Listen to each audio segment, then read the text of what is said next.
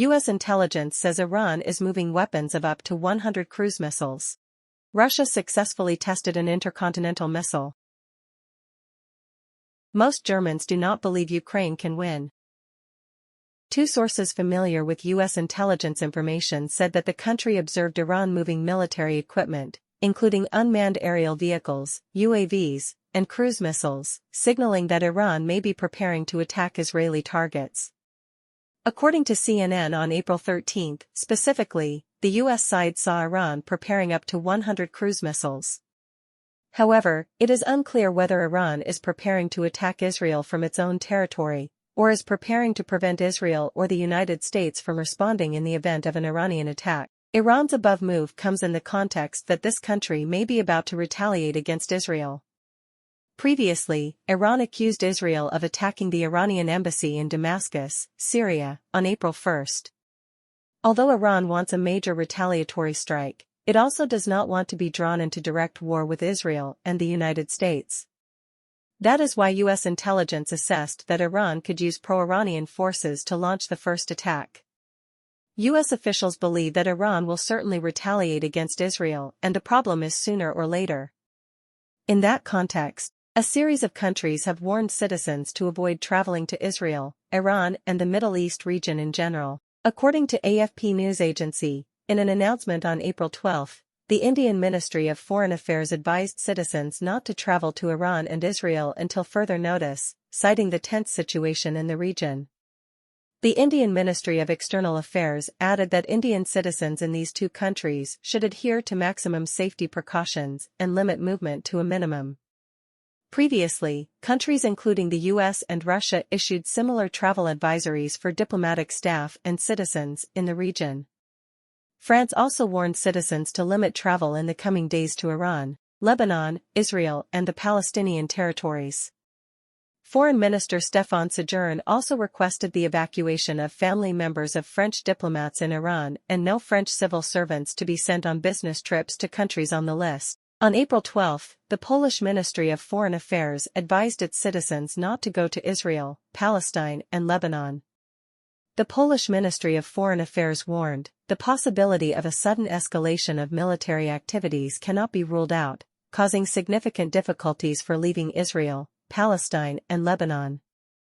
The Polish Ministry of Foreign Affairs also made it clear that any escalating situation could lead to significant restrictions on air traffic and congestion at land border crossings.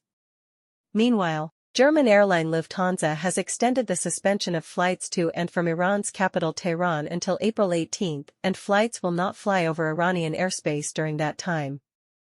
This airline made the above decision after carefully evaluating the government's security analysis reports. The German Foreign Ministry wrote in a new travel warning issued on April 12, in the current tensions, especially between Israel and Iran, the possibility of air and road transport routes cannot be ruled out.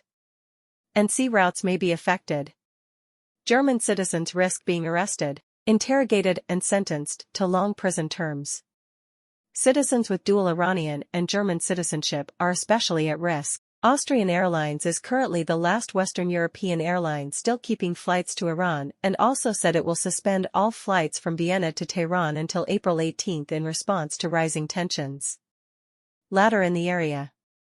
Previously on April 12, the Austrian Ministry of Foreign Affairs called on its citizens to leave Iran. Flight routes passing through Iranian airspace will also be adjusted. The safety of our passengers and crew is given the highest priority, the airline said in a statement. The Israeli National Emergency Information Portal also has safety instructions sent to people from 6 p.m. on April 11 to 6 p.m. on April 14. The Russian Ministry of Defense announced that it had successfully tested an intercontinental ballistic missile, ICBM, from the Kapustin Yar launch site in the Astrakhan region. According to the Russian military, the strategic missile forces successfully launched an ICBM of a land-mobile missile system from a coalition testing facility near Volgograd. The successful test showed the high reliability of domestic missiles, ensuring the country's strategic security.